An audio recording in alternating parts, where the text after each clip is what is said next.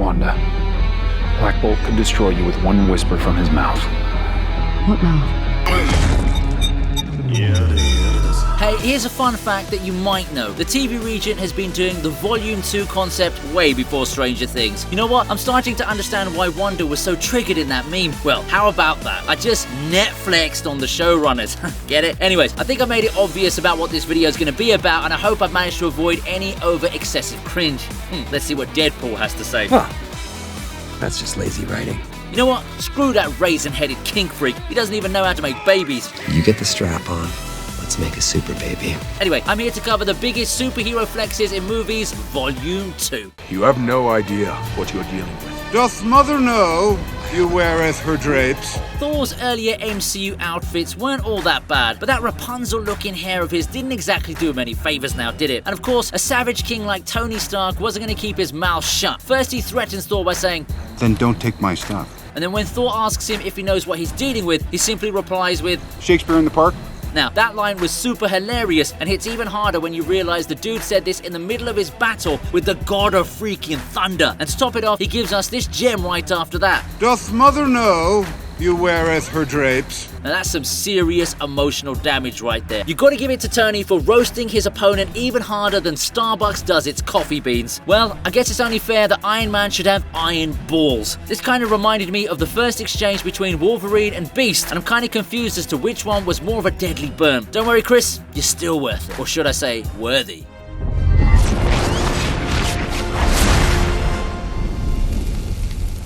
That man has no regard for lawn maintenance.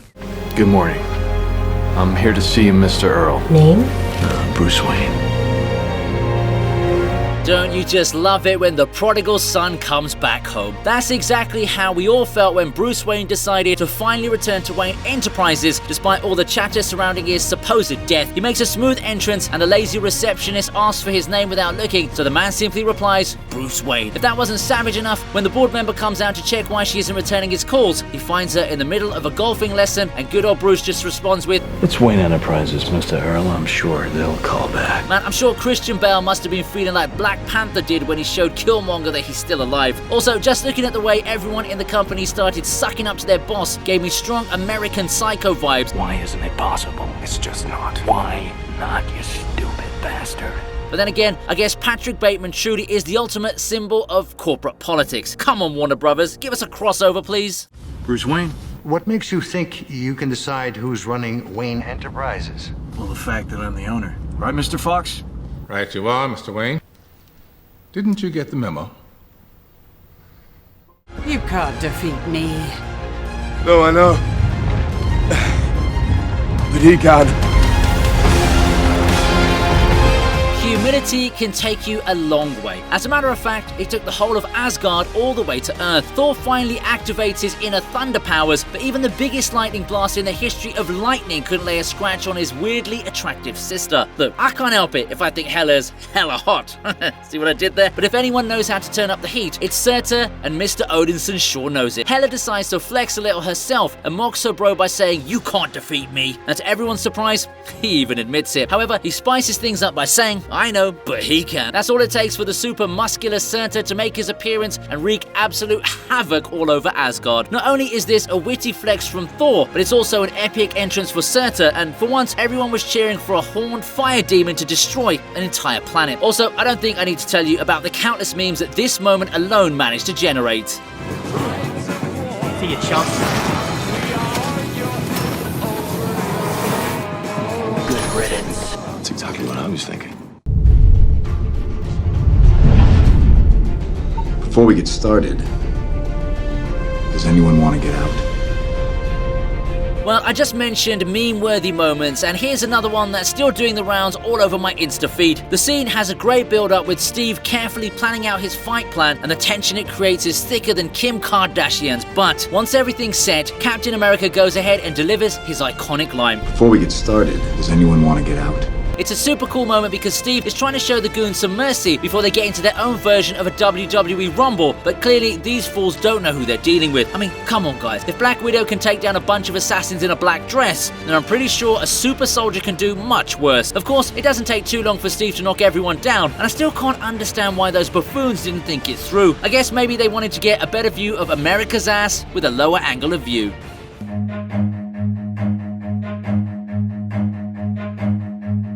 Run. I could do this all day.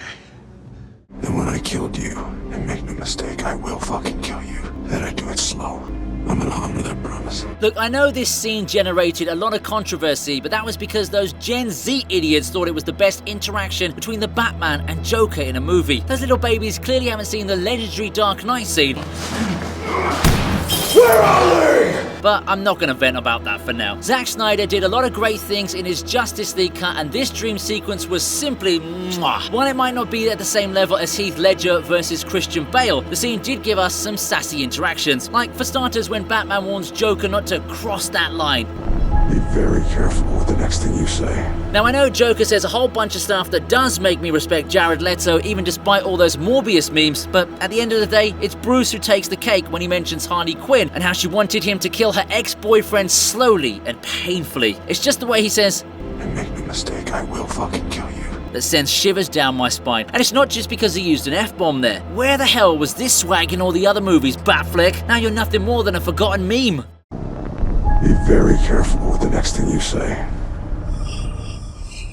Crazy hamburger! Crazy hamburger! This is horrible! You can take away my house, all my tricks and toys. One thing you can't take away? I am Iron Man. I could say the words, I am Iron Man, as often as I want, and I'll still get goosebumps every single time. And oh boy, Tony probably likes that sentence more than 11 loves Eggo waffles. Anyway, this moment comes straight after Tony promises to get rid of his iconic suit, which we all knew was just a straight up lie from the get-go. But hey, I guess even Frenchie Daddy's gotta pretend in front of his future missus. Just make sure you don't sign up for another one of her health plans though. Anyway, Tony goes on to give us some narration where he claims he's living his best life, but he gets real right at the end when he says you can take away his suits in his home, but the one thing you can't is the fact that he's Iron Man. Damn right, Tony. We love you 3000. When you got incoming, Tony. Looks like the fight's coming to you. Are you okay now? What are your superpowers again? I'm rich. Speaking of billionaires who love to flex, here's Bruce Wayne with another one of his wealthy one-liners. On Batman's quest to recruit his Justice League, he comes across an Ezra Miller who at the time wasn't as much of a wanted criminal as he is now. The whole thing goes well, and it doesn't take much for Flash to get into Bruce's car because, well, you know, he's Batman, isn't he? How are you still breathing right now? Never mind. I already know what you're gonna say. Because I'm Batman.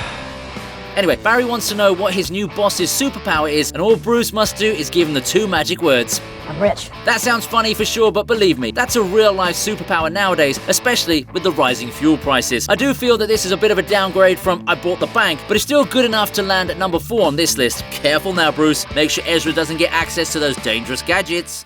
Get the fuck down from there! Nope.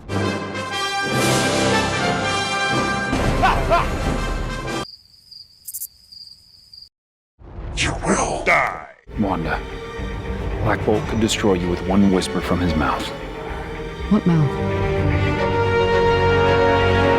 This is the most recent movie to make it to this list, and it totally deserves it. Wanda was way too much of a psycho in the Multiverse of Madness, and no, you can't justify her actions by saying, oh, she did it for her kids. I don't care how much blue spaghetti she makes, she was an outright villain. And at the same time, an undefeatable one as well. She took on the damn Illuminati and came out on top against people like Captain Marvel and Professor freaking X. Her most savage moment also turned out to be Mr. Fantastic's dumbest. No, seriously, how is this guy the smartest man in the universe if he just gives away the whole game plan in the very beginning? He tells Wanda not to try anything funny because a simple whisper from Black Bolt's mouth can destroy her, and she humors him by asking, what mouth?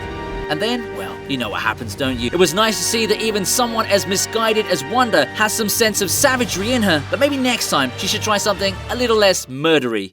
From our experience, the greatest danger to the multiverse, it turns out, is Doctor Strange. Good. Black Bolt, mouth. I'm sorry. I'm sorry. I'm sorry. I'm sorry. I'm sorry.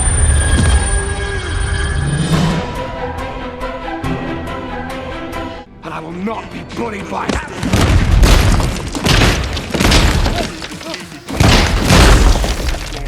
God. You just can't ignore a classic. The Hulk only knows one line of action, and that's to smash. Unfortunately, the smashing was only applicable to the bad guys and not to Natasha, if you know what I mean. Come on, Bruce. Just imagine what your kids would have looked like. We could have already gotten Shrek 5 by now. Well, anyway, since poor old Hulk can't get any bedroom action, he's got to let out the frustration somewhere, and he picks the perfect target in the God of Mischief. It isn't unprovoked, though, as Loki keeps screaming, "I'm a god" at his face like he's one of those little brats troubling their parents at the grocery store. The next thing you know, Hulk's swatting him around as if he's trying to kill an elusive mosquito. He leaves after what clearly turns out to be a very traumatic memory for the adopted Odinson, but makes sure to drop one last burn when he says, "Puny God." Ouch, that's gotta hurt more than all that gravel in his face. Sorry. Don't turn green. But when that light hits the sky, it's not just a call. It's a warning. The hell are you supposed to be?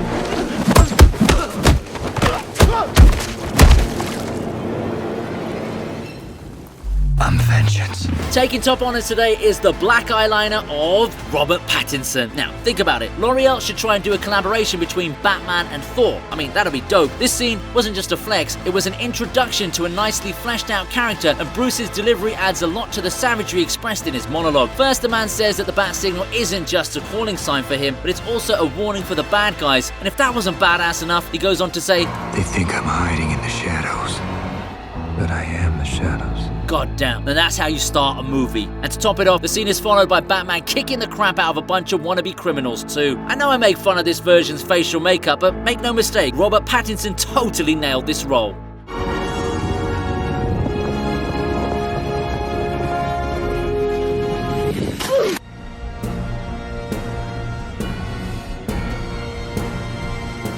And there you go. That was Volume 2 of the time superheroes gave us some serious flexes. Do you think there's a room for Volume 3? Let me know in the comments section, and while you're at it, do check out the description for the links to my socials, Patreon, and Discord server. Alright then, I'll see you next time on the TV Regent.